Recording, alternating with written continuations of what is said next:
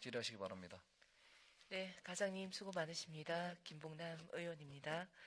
10페이지 2022년 세출 예산 전용 내용을 보겠습니다.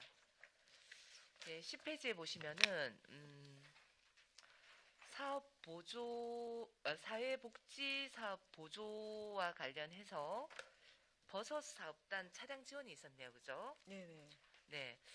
당초에는 저희 사회복지사업보조 통계목에서 이 차량을 지원해 주려고 예산을 편성했습니다. 그죠? 네. 그런데 민간자본사업보조 통계목으로 변경을 해서 지원을 하게 되었습니다. 이 차량은 어떤 차량입니까?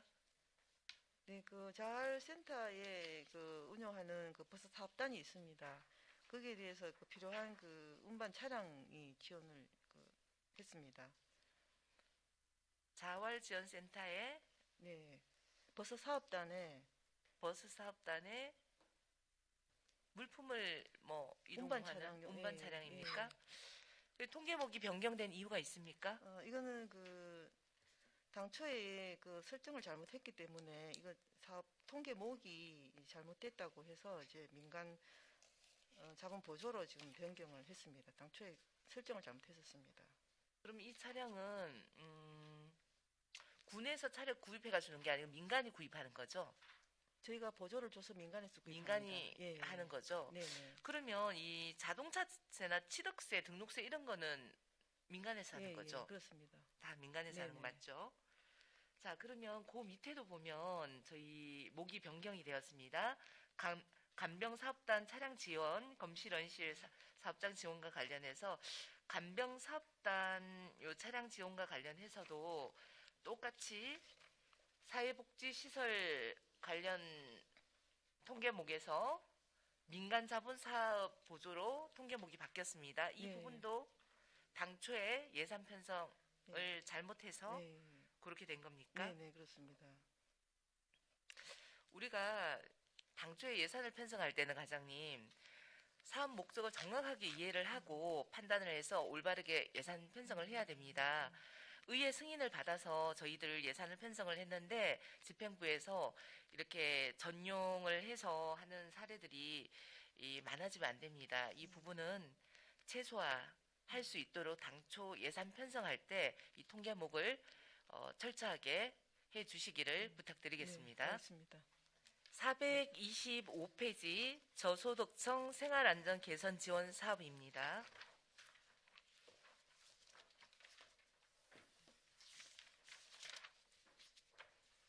네, 과장님, 취약계층 우리 사랑의 집수리 사업 추진 현황을 보면은요, 2021년 34가구네, 그죠? 네, 2022년 35가구가 집수리 사업을 했습니다. 네, 네. 이 대상자는 어떻게 선정이 됩니까?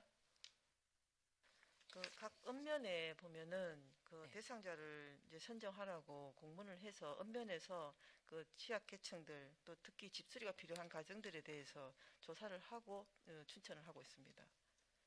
그럼 각 읍면 사무소에서 조사를 해서 네, 선정을 하는 거네, 네, 네, 그죠? 우리 읍면별로 우리 추진 현황을 보면은요, 울진, 그리고 북면, 죽변, 이렇게 편중되어서 사업이 지금 추진이 되었습니다.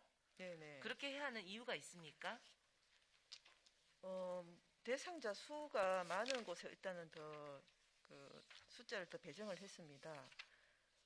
그래서 아무래도 그 울진과 북면이라든가 그 죽변 같은 경우에는 그 저소득 가정 숫자가 많다 보니까 그쪽에 더 배정이 된 것 같습니다. 숫자가 많아서 배정이 되었다보다는 한수원과 관련되었기 때문에 그렇지는 않습니까? 이게 지금 원래 이 집수리 사업 자체가 네. 그 한수원에서 시행하는 사업들이 맞습니다. 그러다 보니까 그 지역이 그 울진, 죽변, 북면이 이제 편중된 건 맞습니다. 처음에 이 조사를 하는 과정에서 인원이 배정이 되었습니까? 그 한수원의 사업비를 이제 지원받다 보니까 그 한수원의 그 요구 사항이 있었습니다. 사업비가 4억입니다. 그죠? 네네. 이제 4억 안에 한수원 그리고 사회복지 공동모금회가 연계가 되어 있습니다. 네.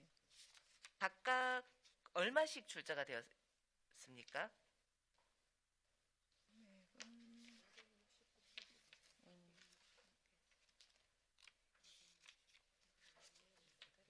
어디?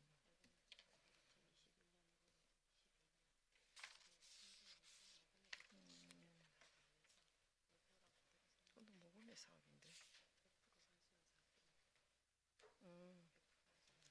그 569페이지에 보면은 그 취약계층 집수리 사업에 대한 그 내역이 좀 나와 있습니다. 그 공동모금회로 돼 있지만은 이 사업비 자체가 그 한수원에서 공동모금회를 거쳐서 지원되다 보니까 그 공동모금회에 연계로 해서 사업이 진행됐고 전체적인 예산은 한수원에서 지원받은 사업입니다.